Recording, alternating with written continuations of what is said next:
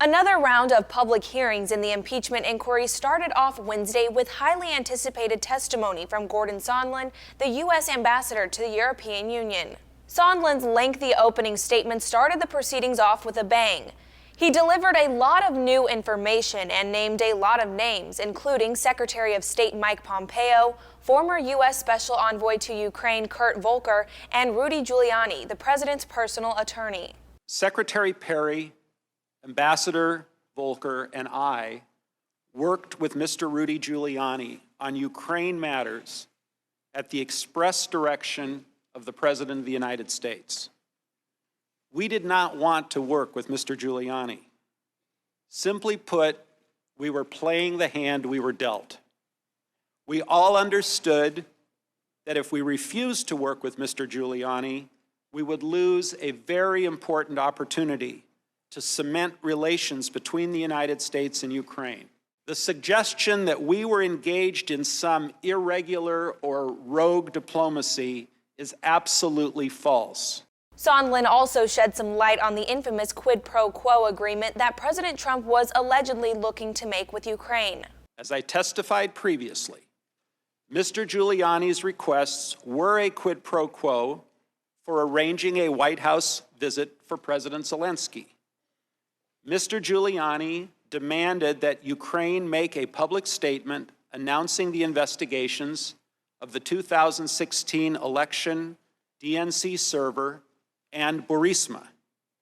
Mr. Giuliani was expressing the desires of the President of the United States, and we knew these investigations were important to the President.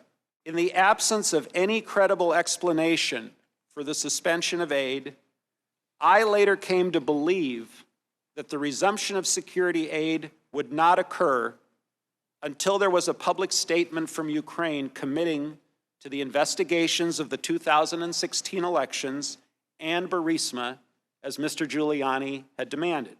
I know that members of this committee frequently frame these complicated issues in the form of a simple question: was there a quid pro quo?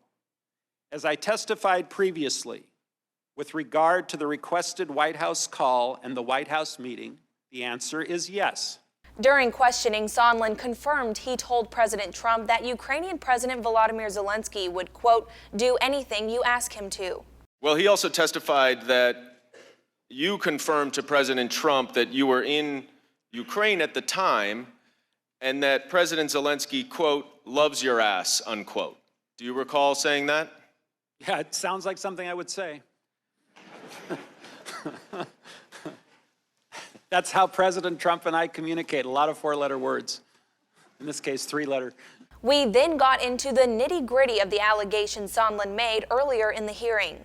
President Trump never told me directly that the aid was conditioned on the meetings. The only thing we got directly from Giuliani was that the Burisma and 2016 elections were conditioned on the White House meeting. The aid was my own personal, guess, based again on your analogy, 2 + 2 = 4. You testified that Mr. Giuliani was expressing the desires of the president, correct? That's our understanding, yes. But how did you know that? Who told you? Well, when the president says, talk to my personal attorney, and then Mr. Giuliani, as his personal attorney, makes certain requests or demands, we assume it's coming from the president. So it wasn't an order or a direction to go talk with Mr. Giuliani, correct?